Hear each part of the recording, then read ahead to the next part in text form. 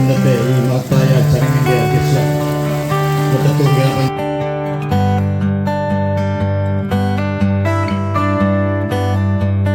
ഈ പ്രവർത്തനങ്ങൾക്കൊക്കെ ചുക്കാൻ പിടിക്കുന്ന നമ്മുടെ ഇവിടുത്തെ PTA പ്രസിഡന്റ് വിജയൻ, ഇതിന്റെ program committee convener Mustafa sir, Latheef, മറ്റു സഹപ്രവർത്തകരെ, ഇന്ന് സമ്മാനത്തിന് അർഹനായ LSS +2 വിജയികളെ, പ്രിയപ്പെട്ട നാട്ടുകാരെ, രക്ഷിതാക്കളെ, കാരാം സ്കൂളിന് ഇന്ന് ഒരു ഉത്സവം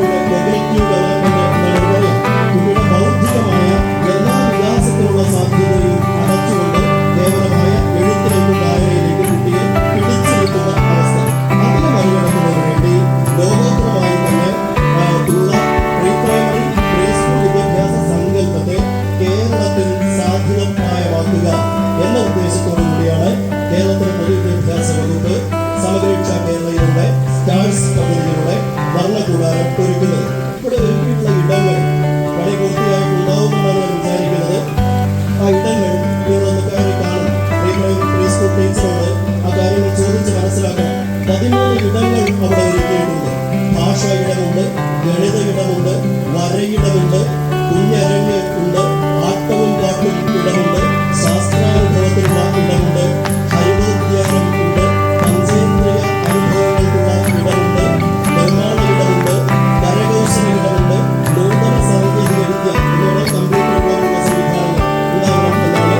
അതോടൊപ്പം കളിയിടങ്ങളെ രണ്ടായി തിരിക്കുന്നു.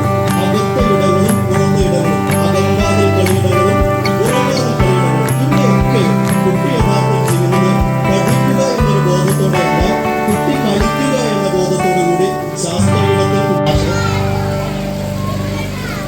ഈ സ്കൂളിലെ പഞ്ചായത്ത് മെമ്പറായ വിദ്യാഭ്യാസ ഉപജില്ലാ വിദ്യാഭ്യാസ ഓഫീസർ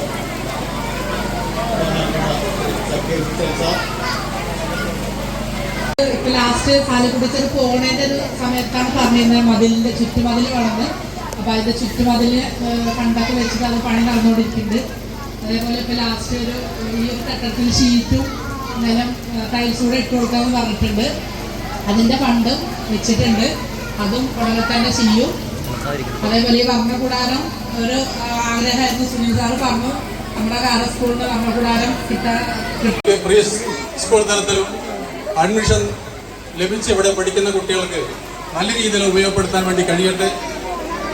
നമ്മുടെ പൊതുവിദ്യാഭ്യാസ മേഖലയെ ശക്തിപ്പെടുത്തുന്നതിന് വേണ്ടി നമ്മുടെ കുട്ടികളെയൊക്കെ തന്നെ ഇത്തരം സ്ഥാപനങ്ങളിലേക്ക് പറഞ്ഞയച്ചുകൊണ്ട് ഈ കാര്യങ്ങളൊക്കെ തന്നെ